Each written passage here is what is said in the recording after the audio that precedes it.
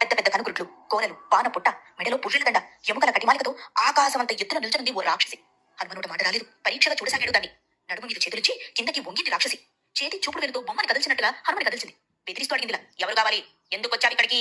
ఏం చెప్పాలో తోచలేదు హనుమకి. ఊరుకున్నాడు. వానరా, రావణ సైన్యం పట్టణం చుట్టూ ప్రహరీ కాస్తున్నది. పోతుతీగ కూడా లోపలికి పోయేందుకు అవకాశం లేదు. నిజం చెప్పు, ఎందుకు వచ్చావు ఇక్కడికి? ఏం కావాలి అడిగింది రాక్షసి. నేను నిజం చెప్తాను కానీ నిన్ను నీ వేషాన్ని చూస్తుంటే భయంగా ఉంది. ముందు నువ్వెవరో చెప్పు అడిగాడు హనుమ. నేనా? నా పేరు లంకిణి. పట్టణంగా కనిపిస్తున్న ఆ లంకను నేనే. నన్ను నేనే కాపలా కాచుకుంటూ రక్షించుకుంటూ ఉంటాను. రావణాజ్ఞను పాలిస్తూ ఉంటాను. అలాగా అన్నాడు హనుమ. ఆ సరిగ్గా తేరుకున్నాడేమో. ఇంత కోతి, అంత కోతిగా, అంత కోతి, మరింత కోతిగా, మహాకోతిగా లంకినికి సమానంగా ఎదిగాడు హనుమ. చూసి ఆశ్చర్యపోయింది లంకిని. మేడలు, మిద్దలు, మహానగరం అందంగా ఉంది. లంకానగరం చూడాలని వచ్చాను, చూసిపోతాను, తప్పుకో అన్నాడు హనుమ. లెక్కలేని తనాన్ని కనబరిచాడు. వానరాధమా, నన్ను గెలవనిదే నేను తప్పుకోను. నేను తప్పుకోనిదే నువ్వు లంకలో అడుగు పెట్టలేవు అన్నది లంకిని పెద్దగా నవ్వింది. నిజమే గాని ఇప్పుడు ఈ గెలుపోటములు, యుద్ధాలు ఎందుకు? దయచేసి నన్ను వెళ్ళని. లంకని చూసి ఎలా వచ్చానో అలా వెళ్ళిపోతాను అన్నాడు హనుమ. చెప్తుంటే వినిపించుకోవే అని కసిరింది లంకిని. చిరాకెత్తిందేమో చేత్తో హనుమను గట్టిగా చరిచింది. ఆ చరుపుకి పెద్దగా సింహనాదం చేశాడు హనుమ. కోపంగా ఎడమ చేతిని పిడికిలిగా బిగించాడు. గట్టిగా విసరబోయాడు. ఆగాడంతలోనే. ఎదురుగా ఉన్నది ఆడదని నిదానించాడు. ఆగామే? ఓడిపోతానని, చనిపోతానని భయమా అని అడిగింది లంకిని. మళ్ళీ నవ్వింది. ఆ నవ్వును భరించలేకపోయాడు హనుమ. ఎడమ చేతి పిడికిలితో దాని కడుపులో గట్టిగా ఒక్క గుద్దు గుద్దాడు. ఆ గుద్దుకి లంకిని విలవిలాడిపోయింది. వికారంగా నోరు వెళ్ళబెట్టింది. గుడ్లు తేలేసి బాధగా మూలిగింది. క్రింద కూలబడింది. వెళ్ళకిలా పడింది. తెరలు తెరలుగా మత్తు కమ్ముతూ ఉంటే నిభాయించుకుని హనుమని చూసింది లంకిని. కళ్ళు పెద్దవి చేసి బెదిరిస్తూ కనిపించాడు హనుమ. కుడికాలెత్తి లంకిని నలపబోయాడు. అంతలోనే ఆగాడెందుకు గ్రహించి భయపడింది సారి లంకిని. తన బల ధైర్యాలు, గర్వాన్ని వదిలేసింది. వినయంగా అన్నదిలా, వానరోత్తమ, దయచూపు. సత్యవంతులు, బలవంతులు అధర్మానికి పూనుకోరు. ఆడదాన్ని చంపరు. నేను ఓడిపోయాను, నువ్వే జయించావు. అదే అలా రా దానికి అన్నట్టుగా ఆ మాటలకి సన్నగా నవ్వాడు హనుమ. గతంలో బ్రహ్మదేవుడు నాకు వరమిచ్చాడు. నేను ఎప్పుడైతే ఓ వానరుడు గెలుస్తాడో ఆ క్షణం నుంచి లంకలోని రాక్షసులకి ప్రాణాంతకమే అన్నాడు. అది ఇప్పుడు నిజం అవుతోంది. రావణుడు పరమ దుర్మార్గుడు. మహాసాధ్వి సీతను ఎత్తుకు వచ్చాడు. అప్పుడే అనుకున్నాను రాక్షసులకి చేటు కాలం సంభవించిందని. అది నేడు రుజువైంది అన్నది. మహావీర, నీకిక తిరుగులేదు. లంకా నగరంలోనికి స్వేచ్ఛగా ప్రవేశించు. కోరిన కార్యాన్ని సాధించుకో అన్నది లంకిని. దీర్ఘ నిద్రలోనికి ఒదిగిపోయింది. లంకిని లేదు. ద్వారంలోంచి వెళ్ళవచ్చు హనుమ. కానీ ప్రహారీ దాటి పట్టణంలోకి ప్రవేశించాడు. ముందుగా ఎడమకాలు పెట్టాడు. శత్రువులను జయించాలనుకున్నప్పుడు ధీరులు ద్వారం నుంచి వెళ్ళరు, ప్రహారీనే దాటుతారు. ఆ పని చేశాడు హనుమ. అలాగే శత్రువుల నగరంలో ఎడమకాలు ముందు పెట్టాలన్నది శాస్త్రం. దానిని అనుసరించే ప్రవర్తించాడు హనుమ. ఎవరికీ కనిపించకుండా రాజవీధిలో నడిచాడు. వీధి నిండా ముత్యాలు, పువ్వులు చెల్లున్నాయి. ఆయుధాలు పట్టుకుని రాక్షసులు తిరుగుతున్నారు. బహు సుందరంగా ఉంది పట్టణం. అంతటా నవ్వులు, వాద్యాలు వినవస్తున్నాయి. భవనం నుంచి భవనం మీదకి దూకుతూ వెళ్ళాడు హనుమ. కొన్ని భవనాల నుంచి వేదమంత్రాలు వినవస్తుంటే మరికొన్ని భవనాల నుంచి రావణుడి స్తవం చేస్తున్న రాక్షసుల గొంతు వినవచ్చింది. ఒక దగ్గర పెద్ద రాక్షస సేనను చూశాడు హనుమ. ఆ సేనలో కొందరు రాక్షసులకు ఒక్క కన్ను ఉంది, కొందరికి ఒక్క చెవే ఉంది, కొందరికి కడుపులు బాణాల్లో ఉన్నాయి, కొందరి నోళ్లు వంకరగా ఉన్నాయి. మొత్తానికి అందరూ వికారంగా ఉన్నారు. రావణాసురుని కోటను సమీపించాడు హనుమ.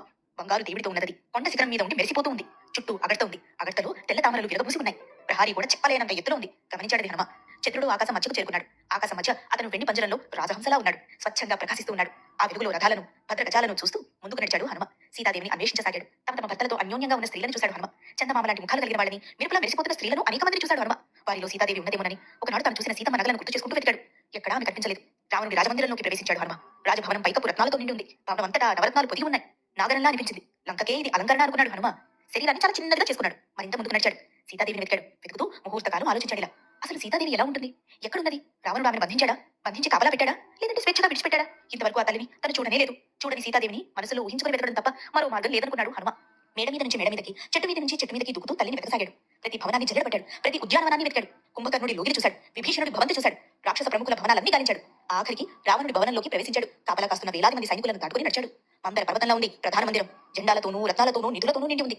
అగరు చందనాది దివ్య ధూపాలు గుప్పు గుప్పమంటున్నాయి. అక్కడ అంతటా పూలదండలు వేలాడుతున్నాయి. స్త్రీల అందెల ధ్వనులు గల్ గల్ అంటున్నాయి. మృదంగాలు ధడం ధడం అంటున్నాయి. ఎన్నో భవనాలు, ఎన్నో కక్షలు, వేల కొద్ది ఉత్తమ స్త్రీలు. అద్భుతంగా ఉంది అసలు రావణ మందిరం. ఆ మందిరంలోకి ప్రవేశించాడు హనుమ. అనేక గదులున్నాయి అక్కడ. అన్ని ఐశ్వర్యాలతో తులతూగుతున్నాయి. రావణాసురుని అంతఃపురంలోకి ప్రవేశించాడు హనుమ. ఐశ్వర్యాలన్నిటితోనూ తులతూగుతోంది. లెక్కలేనన్ని గదులున్నాయి అక్కడ. కొన్ని గదుల నిండా శంఖాలు, ఆయుధాలు, ధనుసులు ఉన్నాయి. చూశాడవి హనుమ. ఓ దివ్య భవనం కనిపించింది అతనికి. పెద్ద మేఘంలాగా ఉంది. ఎంతో అందంగా ఉంది. బంగారంతో నిర్మించారు దాన్ని. భూమికి దిగిన స్వర్గంలాగే ఉన్నది. దివ్య విమానంలా ఉంది. విమానంలో ఉండడం కాదు, నిజానికి అది విమానమే. దాని పేరే పుష్పకం.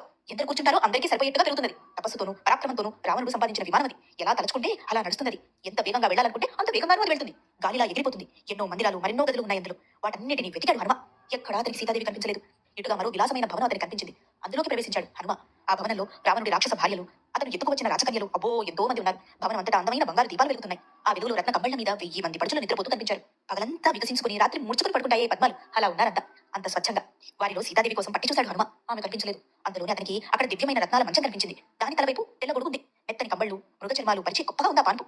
దాని మీద నల్లని మేఘంలా పడుకుని కనిపించాడు రావణుడు. అందంగా ఉన్నాడు. దివ్యాభరణాలు పెట్టుకుని మరీ నిద్రపోతున్నాడు. నాగుపాము పుసలు కొడుతున్నట్టుగా ఉన్నాయి అతని నిట్టూర్పులు. పాన్పు 4 వైపులా 4 బంగారు దీపాలు వెలుగుతున్నాయి. ఆ వెలుగులో రావణుడి భార్యలు కొంతమంది అతని కాళ్ల వైపు నిద్రపోతున్నారు. వాళ్ళ మొహాలు చందమామల్లా ఉన్నాయి. అందరూ కుండలాలు ధరించారు. పూలదండలు తురుముకున్నారు. వారిలో చుక్కల్లో చంద్రుడిలా మెరిసిపోతున్న ఓ అందాల రాశిని చూశాడు హనుమ. ఆ అందాల రాశి రావణుడికి ఎడమవైపుగా కొద్ది దూరంలో వేరే పాంపు మీద నిద్రపోతూ ఉన్నది. ఆమె పేరు మండోదరి, పట్టపు రాణి. ఆమె శరీరం బంగారంలా మెరిసిపోతూ ఉంది. మండోదరిని చూసి సీతాదేవి అనుకున్నాడు హనుమ. సీతాదేవి దొరికిందనుకున్నాడు. వచ్చినందుకు ఫలితం దక్కింది అమ్మయ్య అని అనుకున్నాడు. ఆనందంతో మెల్లగా చిందులేశాడు. తోకను ముద్దు పెట్టుకున్నాడు. అయితే ఆ హడావిడిలో అక్కడ స్తంభాన్ని ఢీకొన్నాడు. కింద పడిపోయాడు. కాసేపు స్పృహ కోల్పోయినట్టు అనిపించింది. కళ్ళు తెరవలేకపోయాడు. అంతలోనే తేరుకుని కళ్ళు తెచ్చాడు హనుమ. మండోదరిని మళ్లీ చూశాడు. ఆలోచనలో పడ్డాడు. శ్రీరాముణ్ణి ఎడబాసిన సీతమ్మ ఇంతగా నిద్రపోతుందా? అలంకరించుకొని మరి హాయిగా పౌళిస్తుందా? తనకు తెలిసి రాముడికి దూరమైన సీత దాహం తీర్చుకోదు, ఆహారం తీసుకోదు, నిద్రపోదు. రాముడికి సాటి ఎవరు? దేవేంద్రుడినైనా సీతాదేవి అంగీకరించదు. ఓహో, ఈమె సీత కాదు కాక కాదు అని అనుకున్నాడు హనుమ. అక్కడి నుంచి ముందుకు నడిచాడు. పానశాలలోకి ప్రవేశించాడు. మంచి గంధం వాసన, రకరకాల పూల వాసన, ధూపాల వాసన కలగలిసి ఆ ప్రదేశమంతా మత్తుమత్తుగానే ఉంది. ఆదమరిచి నిద్రపోతున్నారు అక్కడి పడుచులు. కొందరు చామచాయిగా ఉన్నారు, కొందరు నల్లగా ఉన్నారు, కొందరు బంగారు రంగులో మెరిసిపోతున్నారు. అందరినీ పరీక్షగా చూశాడు హనుమ. సీతాదేవి అక్కడా కనిపించలేదు అతనికి. తల పట్టుకున్నాడప్పుడు విచారించాడిలా. ధర్మలో పనిచేశాను, అంతఃపురంలో దూరాను, నిద్రపోతున్న పరస్త్రీలను చూశాను. స్త్రీలనెన్నడు ఇలా చూసిన పాపన పోలేదు. తప్పు చేశాను అనుకున్నాడు హనుమ. అయితే తన మనసు రవ్వంతా కూడా వికారం పొందలేదు. ఇంద్రియాల మంచి చెడులన్నిటికీ మనసే హేతు. తన మనసు స్థిరంగానే ఉందనుకున్నాడు. అమ్మవారిని వెతకాలంటే అంతఃపురంలోనే కదా వెతకాలి. స్త్రీ జనంలోనే ఉంటుంది. ఏ జాతి ప్రాణిని ఆ జాతి ప్రాణుల్లోనే వెతకాలి. సీతను వెతుకుతున్నాడు కదా తను. తప్పు చేయలేదు అని అనుకున్నాడు వెంటనే. అనుకుని మళ్ళీ సీతాన్వేషణలో పడ్డాడు. అంతఃపురంలో దేవకన్యలను చూశాడు, గంధర్వ కన్యలను చూశాడు, నాగకన్యలను చూశాడు. సీతాదేవిని చూడలేకపోయాడు. కనిపించలేదామె. పానశాల నుంచి బయటపడ్డాడు. లతా గృహాలన్నీ వెతికాడు. చిత్ర గృహాలన్నీ గాలించాడు. నిశా గృహాలన్నీ చూశాడు. ఎక్కడా సీత కనిపించలేదు అతనికి. విచారిస్తూ ఓ మూల నిల్చున్నాడు. మహాపతివ్రత సీతాదేవి శీలం రక్షించుకునేందుకు ఆత్మహత్య చేసుకుని ఉంటుంది. లేదంటే రమ్మంటే రానందుకు రావణుడే ఆమెను చంపేసి ఉంటాడు. కాదంటే ఈ రాక్షస స్త్రీలు దొంగచాటును వెళ్లి ఆమెను తినేసి ఉంటారు అని అనుకున్నాడు హనుమ. అయ్యో అని బాధపడ్డాడు. సీతాదేవి కనిపించలేదు. తన ప్రయత్నం అంతా బూడిదలో పోసిన పన్నీరైంది. వానరుల కాలం అంతా కూడా వృధా అయిపోయింది. చండశాసనుడు సుగ్రీవుడు అతని దగ్గరకు వెళ్లే దారి లేదిగా అనుకున్నాడు హనుమ. ఆ గట్టున తన కోసం కనిపెట్టుకుని కూర్చున్న వానరులకు ఏం చెప్పాలి? తల్లిని చూడకుండా వాళ్ళ మొహం ఎలా చూడగలడు? ఇక అందరికీ ప్రాయోపవేశమే గతి అనుకున్నాడు హనుమ. తల బరువుగా నిలవలిపోతుంటే గట్టిగా విదిల్చాడు అతను. తేరుకున్నాడు. తన ఆలోచన తప్పనుకున్నాడు. విచారం కూడదనుకున్నాడు హనుమ. ఉత్సాహమే కార్యసిద్ధి, ఉత్సాహమే పరమసుఖం, ఉత్సాహమే సర్వశుభాలకి మూలం. ఉత్సాహంతో మళ్ళీ సీతాన్వేషణ ప్రారంభిస్తాను అనుకున్నాడు. మళ్ళీ సీతాదేవిని వెతకడం ప్రారంభించాడు అతను. ఎత్తైన ప్రదేశాలు అధిరోహించాడు. పల్లపు ప్రదేశాల్లోకి దూకాడు. మూసిన ద్వారాలు తెరిచాడు. తెరిచిన గుమ్మాలను మూశాడు. నడబావులు, కోడేళ్లు అన్ని వెతికాడు. రకరకాల రాక్షసులు కనిపించారు కానీ సీత కనిపించలేదు అతనికి. కృంగిపోయాడు హనుమ. తాను సముద్రాన్ని దాటిన శ్రమ, సుగ్రీవుని ప్రయత్నము రెండు వృధా అయిపోయాయి కదా అని అనుకున్నాడు. విచారంలో మునిగిపోయాడు. మళ్ళీ విమానం దిగిపోయాడు హనుమ. ప్రహారీ దాటాడు. రావణుడి భవనాన్ని విడిచి బయటకు నడిచాడు. ఆ తర్వాత ఏం జరిగిందో తెలుసుకోవాలా? జై వీరాంజనేయాలోని తర్వాతి కథని వివరించాడు.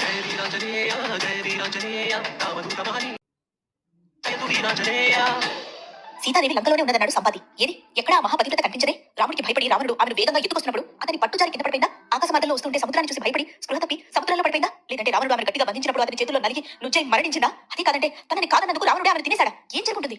రకరకాల ఆలోచనలతో హనుమ తల వేడెక్కిపోయింది. వెనుతిరిగి కిష్కిందకు వెళ్లి సీతాదేవి కనపడలేదు అంటే రాముడికి బతకడు, ప్రాణాలు వదిలేస్తాడు. ఇంద్రియాలను దహించే ఆ దుర్వార్తని తట్టుకోలేడతను. అన్నని పంచ ప్రాణాలుగా భావించే లక్ష్మణుడు రాముడు చనిపోయిన వెంటనే అతను చనిపోతాడు. రామలక్ష్మణులు పోయారంటే భరతుడు ఉండడా? ఉండడు. అతగాడు ప్రాణాలు కోల్పోతాడు. భరతుడి మరణంతో శత్రుఘ్నుడు కూడా మరణిస్తాడు. కొడుకులంతా మరణించారని తెలిస్తే కౌసల్య, సుమిత్ర, కైకేయులు జీవించి ఉంటారా? ఉండరు కాక ఉండరు. వారు చనిపోతారు. రాముడు చనిపోయాడంటే స్నేహితుడిని కోల్పోయారంటూ సుగ్రీవుడు కూడా కరువు చాలిస్తాడు. సుగ్రీవుని మరణాన్ని జీవించుకోలేని అతని భార్య రుమ వెంటనే మరణిస్తుంది. తల్లి పినతండ్రి పోయారంటే అంగదుడు కూడా పోతాడు. యువరాజు రాజు పోయారంటే వానరులు ఉంటారా? ఉండరు. అంత ప్రాణాలు వదిలేస్తారు. ఇటు వానర వంశాన్ని అటు ఇక్ష్వాకు వంశాన్ని నాశనం చేసే సీతాదేవి కనిపించలేదు అన్న మాట చెప్పేందుకు తను కిష్కిందకు వెళ్ళాలా? వెళ్ళను కాక వెళ్ళను అనుకున్నాడు హనుమ. తను కిష్కిందకు వెళ్ళకపోతే ధర్మాత్ములు, మహారథులు అయిన రామలక్ష్మణులు, వానరులు అంతా ఆశతో జీవించి ఉంటారు. ఉండని వారంతా కలకాలం అలాగే జీవించాలి. జీవించని అని అనుకున్నాడు హనుమ. వానప్రస్తున్నాయి ఇక్కడే ఏ చెట్టు నీడను కాలం గడుపుతాను, లేదా చితి పేర్చుకొని అందులో పడి మరణిస్తాను, ప్రయోపవేశం చేసుకుంటాను, సముద్రంలో పడి ప్రాణాలు కోల్పోతాను అనుకున్నాడు హనుమ. అందులోనే ఆత్మహత్య చేసుకుంటే అంతులేని పాపాలు చుట్టుకుంటాయి. అందుకని చనిపోను, బతికే ఉంటాను, బతికితేనే శుభాలు అని అనుకున్నాడు. అలా అనుకుంటూ అంతో పొందు లేని ఆవేశాన్ని తెచ్చుకున్నాడు. సీతాదేవి కనిపించలేదు సరే, ఈ రావణుడిని మాత్రం బతకనిస్తానా? బతకనియను, చంపేయాలి, చంపేస్తాను అనుకున్నాడు హనుమ. లేదంటే వాడి జుట్టు పట్టుకుని రాముడి దగ్గరకు ఈడ్చుకుని అనుకున్నాడు. తొడ చరిచి అటుగా చూశాడు. పెద్ద పెద్ద అశోక వృక్షాలు కనిపించాయి అతనికి. అశోకవనంలో ఉంది, అందులో వెతకలేదే అనుకున్నాడు హనుమ. వెతకాలక్కడ అనుకున్నాడు. కళ్ళు మూసుకున్నాడు. రామలక్ష్మణులకి నమస్కారం, సీతామహాసాధ్వికి జోహారు, రుద్రుడికి, యముడికి, ఇంద్రుడికి, వాయువడాలకి వందనాలు, సూర్యుడికి, చంద్రుడికి నమస్కారం, సుగ్రీవుడికి జోహారు అని అన్నాడు. అశోకవనాన్ని తేరిపారా చూశాడు హనుమ. చెట్లతో దట్టంగా ఉంది అశోకవనం. అందంగా ఉంది. కాపలా రాక్షసులతో కిటకిటలాడుతోంది. గాలి కూడా కదిలేందుకు భయపడుతున్నట్టుగా ఉంది. మెల్లగా వీస్తున్నది. అన్నీ గమనించాడు హనుమ. తనని తాను చూసుకున్నాడు హనుమ. శరీరాన్ని కుదించుకునే ఉన్నాడు. సమస్య లేదు. అయితే కార్యసిద్ధికి దేవతలు, ఋషులు తోడ్పడాలి. బ్రహ్మ, ఇంద్రుడు, అగ్ని, వాయువు, వరుణుడు, సూర్యుడు, చంద్రుడు, అశ్విని దేవతలు, శివుడు, మరుత్తులు తోడ్పడితే చెప్పేదే ఉంది. ఇట్టే కార్యసిద్ధి జరుగుతుంది. ఆ మహానుభావులు తోడ్పడాలంతే అని అనుకున్నాడు హనుమ. అందరికీ నమస్కరించాడు. కోటేరు వేసినట్టుగా ముక్కు, తెల్లని పలువరస, మచ్చలేని చందమామ లాంటి మొమ్ముతో గల సీతా సాధ్వి కనిపించాలి. తన కష్టం ఫలించాలి అని అనుకున్నాడు హనుమ.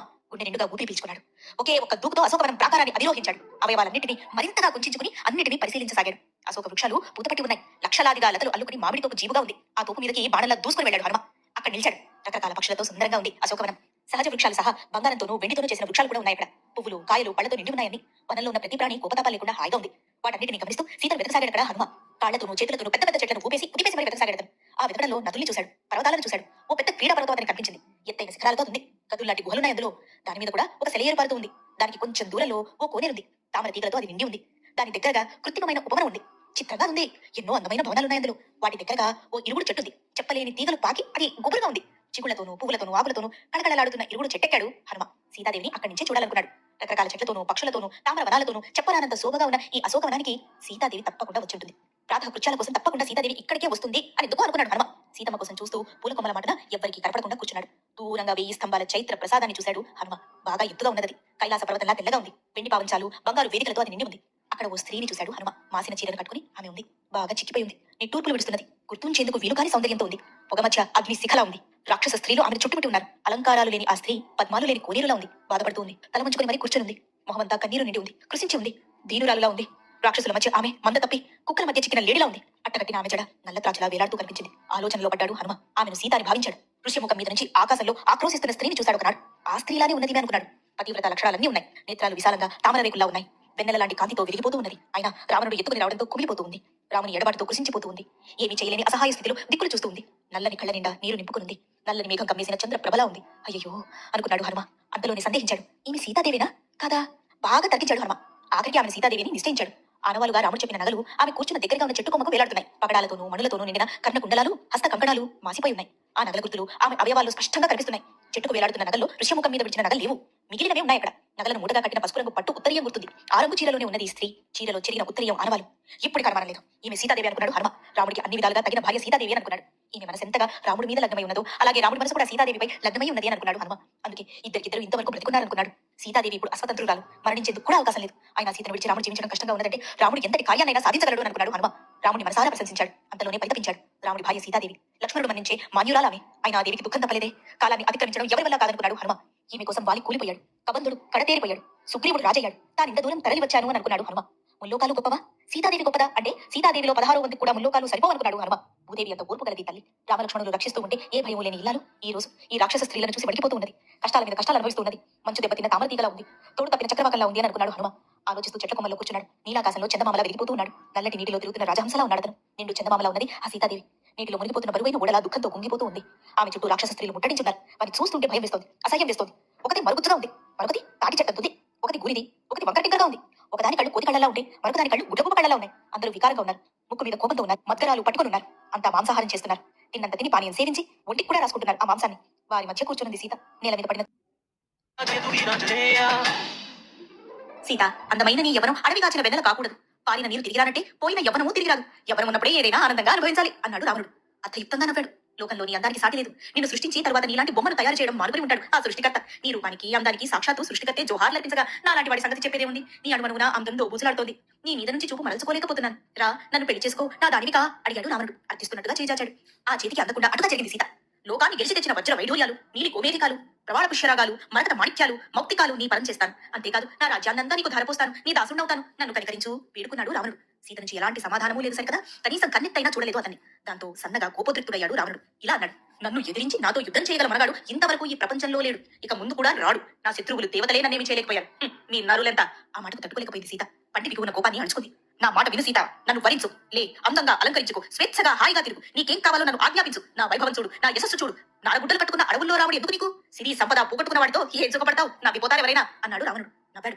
అసలు రాముడు ఇంకా బతికున్నాడంటావా? నాకు అనుమానమే. ఒకవేళ బతికున్నా నా చేతిలో ఉన్న నిన్ను అతను చేజెక్కించుకోవడం అన్నది కలలో మాట. నీ నవ్వు అందమైనది. నవ్వితే నీ పలువరస అందమైనది. నీ కళ్ళు అద్భుతం. నీ ముఖం మహాద్భుతం. ఇంత అందమైన దానివి కనుకనే నేను నిన్ను కావాలనుకుంటున్నాను. దయచేసి నన్ను వరించు. నువ్వు ఆనందంగా ఉండు. నన్ను ఆనందంగా ఉండనివ్వు అన్నాడు రావణుడు. రావణుడి మాటలు తట్టుకోలేకపోయింది సీత. వాళ్ళంతా ఉడికిపోతూ ఏడ్చింది. అదిగో అదే నాకు నచ్చలేదు. నువ్వు వేడిస్తే నేను చూడలేను. రాముడు కావాలని ఏడుస్తున్నావా? ఆ ఏడుపుకి అర్థం లేదు. వాళ్ళలో గాని యశస్సులో గాని నీ రాముడు నా ముందు ఎందుకు పనికిరాడు. ధనంలో గాని తేజస్సులో గాని అస్సలు పనికిరాడు. అందుకని తెలివి తెచ్చుకో. చెప్పింది విను. రా నాతో హాయిగా ఉండు. రా అన్నాడు రావణుడు.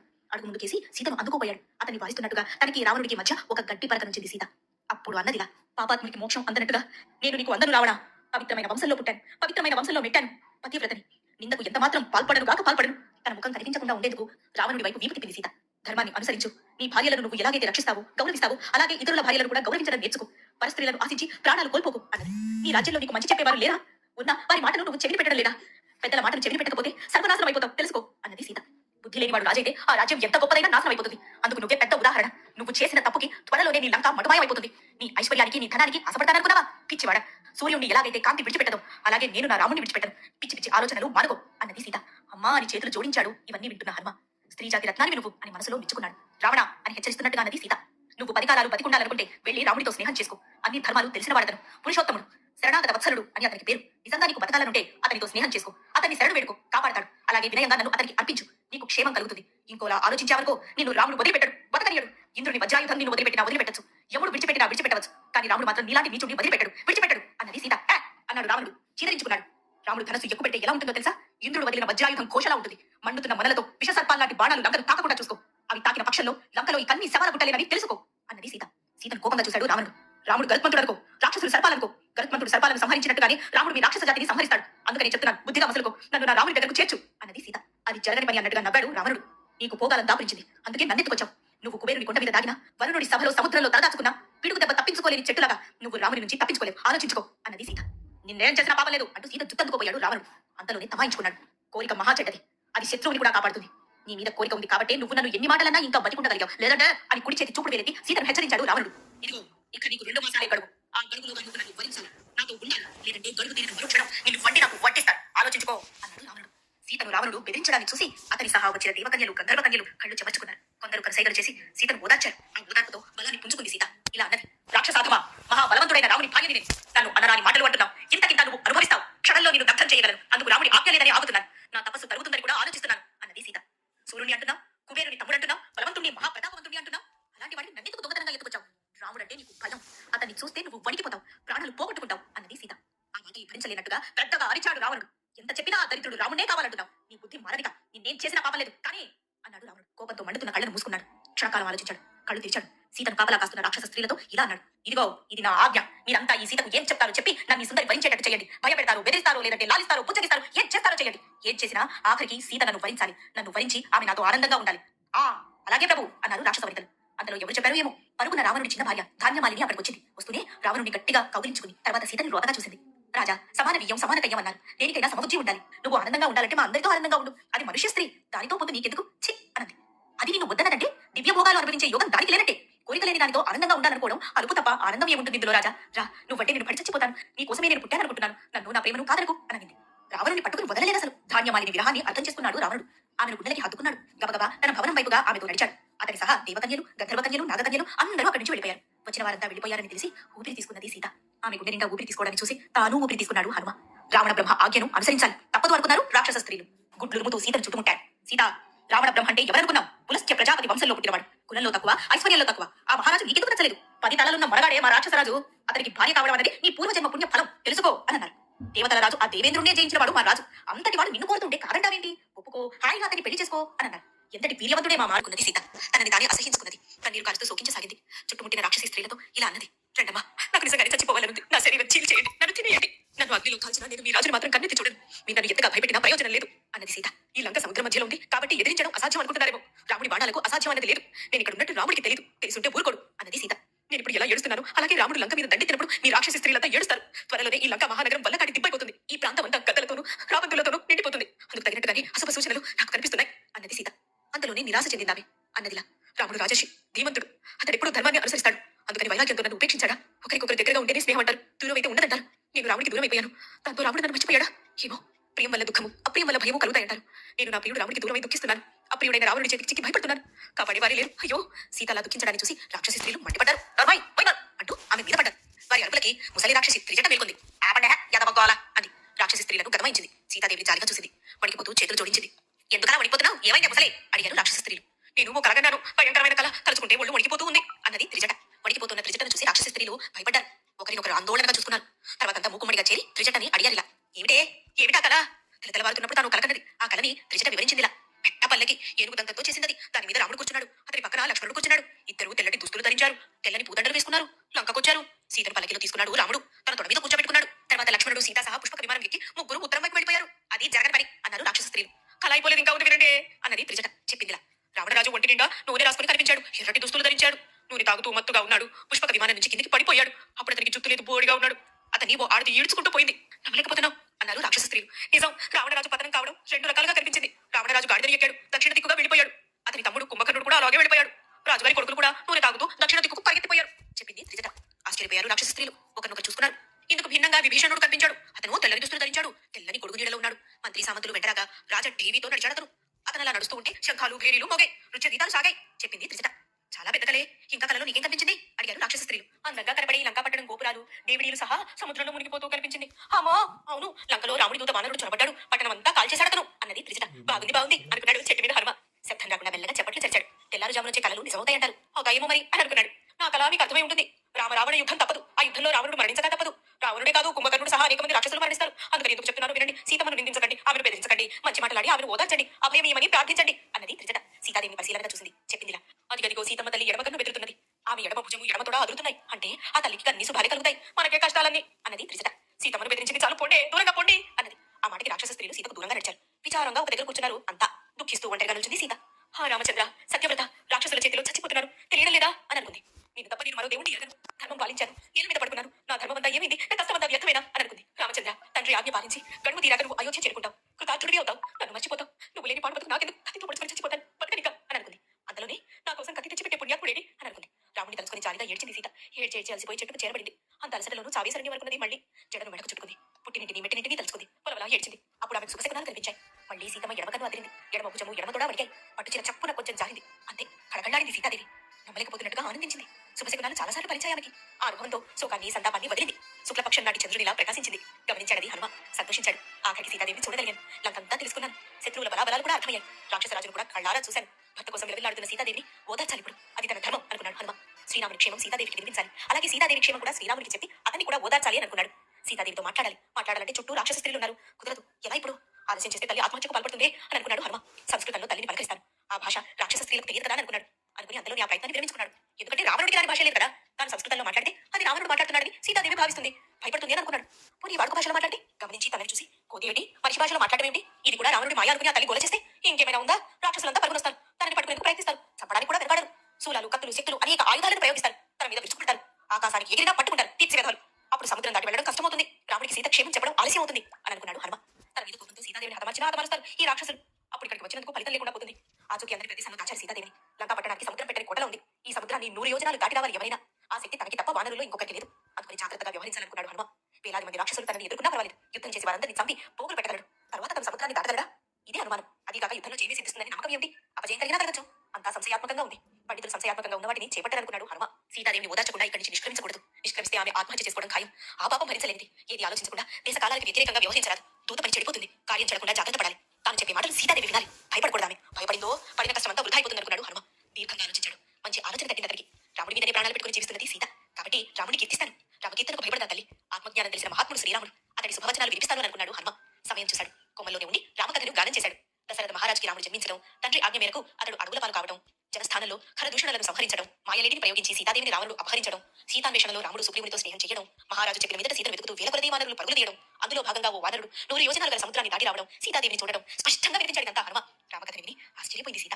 కారణం చెట్టు మీద నుంచి వినవచ్చింది. అంటే చెట్టు కొమ్మల్లో ఎవరు ఉన్నట్టే. ఎవరున్నారు? ముఖం మీద ముంగురులు ఎత్తిపట్టి చెట్టు మీద చూసింది సీత. ఎవరూ కనిపించలేదు. రాముడిని తలుచుకుని మళ్ళీ చెట్టు మీద చూసింది. కొమ్మల మాటను కూర్చొని ఉన్న హనుమ కనిపించాడు. ఆకుల్లో గిందెలా అడిగి ఉన్న హనుమను చూసి గుండె చాచుకుంది సీత. భయపడింది, స్పృహ కోల్పోయింది. కాసేపటికి తేరుకున్నది. ఆలోచించిందిలా, లంకలో రామకథ ఇది ఎలా సాధ్యం? తాను కలగన్నదని అనుకున్నది సీత. అలా అనుకుని ఎందుకో మళ్ళీ చెట్టు మీద చూసిందామె. తననే తేలిపారా చూస్తూ హనుమ కనిపించాడు. దాంతో మళ్ళీ స్పృహ కోల్పోయింది సీత. కాసేపటికి తేరుకుంది. విచారించిందిలా, కలలో మానవ రూపం కనిపించరాదంటారు, కనిపించిందంటే ఆత్మీయులెవరికో ఆపద సంభవించినట్టే. అయ్యో అనుకుంది సీత. దుఃఖించింది. అంతలోనే అనుకున్నదిలా, నిద్రలేని దానికి కళలు ఎలా వస్తాయి? తాను కలగనలేదు, భ్రాంతి చెందింది. భ్రాంతి అనుకుంటే కొమ్మలో పదే పదే కనిపిస్తున్న వానరుడు ఎవరు? వినవచ్చిన కథ సంగతి ఏంటి? అంటే ఇది భ్రాంతి కాదు, నిజమే అనుకుంది సీత. గుండె దిగవ చేసుకునేందుకు దేవతలను ప్రార్థించింది. తాను చూసింది నిజం కావాలని వేడుకుంది. ఆ వేడుకలు విన్నట్టుగా చెట్టు మీద నుంచి మెల్లగా కిందకి దిగాడు హనుమ. అడుగులో అడుగు వేసుకుంటూ సీతాదేవిని సమీపించాడు. కొద్ది దూరంలో నిలిచాడు. చేతులు జోడించి నమస్కరించాడు ఆమెకు. ఎవరమ్మా నువ్వు అడిగాడు. రాజలక్షణాలు స్పష్టంగా కనిపిస్తున్నాయి నీలో, అంటే రాజకన్యవే. నీలో నాకు పట్ట మహాదేవి కనిపిస్తోంది. రావణుడు ఎత్తుకొచ్చిన సీతాదేవి కాదు కదా? నీ ఈ దైన్యాన్ని, ఈ తపస్విని వేషాన్ని చూస్తూ ఉంటే నువ్వు తప్పకుండా మా మహారాజు శ్రీరాముడు భార్య అనిపిస్తున్నది. అవునా కాదా? రెట్టించాడు హనుమ. హనుమ అడిగిన తీరుకి, అతని మాటల్లోని మార్ధవానికి కరిగిపోయింది సీత. అన్నదిలా, నువ్వన్నది నిజమే, నేను శ్రీరాముడి భార్యని, నా పేరు సీత, నన్ను రావణాసురుడు ఎత్తుకొచ్చాడు ఇక్కడికి అని దుఃఖించింది. నాకు 2 మాసాలు గడువు పెట్టాడు రావణుడు. ఈ 2 మాసాల్లో నేను అతనికి లోపడాలట, లేని పక్షంలో నన్ను చంపేస్తాడట అన్నది సీత. భోరం అన్నది. ఊరుకో తల్లి ఊరుకో అన్నాడు హనుమ. కట్టలు తెచ్చుకొని సుఖిస్తున్న సీత సహా తాను దుఃఖించాడు. తర్వాత అన్నాడిలా, తల్లి నా పేరు హనుమ, నేను శ్రీరాముడి దూతను. ఆ మహారాజు సందేశాన్ని నీకోసం తీసుకొచ్చాను. నిజమా అన్నట్టుగా చూసింది సీత. శ్రీరాముడు బాగున్నాడమ్మా, క్షేమంగా ఉన్నాడు. నీ మరిది లక్ష్మణుడు కూడా క్షేమంగా ఉన్నాడు. నువ్వు ఎలా ఉన్నది రాముడు కనుక్కుని రమ్మన్నాడు. లక్ష్మణుడు నీకు నమస్కారాలని చెప్పమన్నాడు అన్నాడు హనుమ. రామలక్ష్మణుల పేరు వినిపించగానే సీతాదేవి పులకరించిపోయింది. కష్టాలు కలగాలు ఉండవు, సుఖాలు వస్తాయి, శుభాలు కలుగుతాయి. అయితే వాటిని అనుభవించేందుకు జీవించి ఉండాలంటారు పెద్దలు. ఆ మాటలు నా పట్ల ఇన్నాళ్ళు నిజమయ్యా అన్నది సీత. ఆనందించింది. హనుమంతుడు సీత ఒకరి పట్ల ఒకరు నమ్మకంతో మాట్లాడుకోసాగారు. సీతాదేవి మాటలు వింటూ ఆమెకు మరింత సమీపంగా రాసాగాడు హనుమ. అది గమనించింది సీత. హనుమను అనుమానించింది. రావణుడి ఈ రూపంలో తనని సమీపిస్తున్నాడు అనుకున్నది. భగవంతుడా అని నెత్తి కొట్టుకున్నది. నిలువు నా కూలిపోయింది. భయ దుఃఖాలతో తల్లి ఉక్కిరి బిక్కిరి అవుతున్నది. తనని అనుమానిస్తున్నదని గ్రహించాడు హనుమ. వినయంగా మళ్ళీ నమస్కరించాడు ఆమెకు. ఆయన తన ధోరణిలో తానుండి ఇలా అన్నది సీత. సీత ఏమంది? ఆ తర్వాత ఏం జరిగింది తెలుసుకోవాలా? జై వీరాంజనేయాలను తర్వాతి కథని విలువని.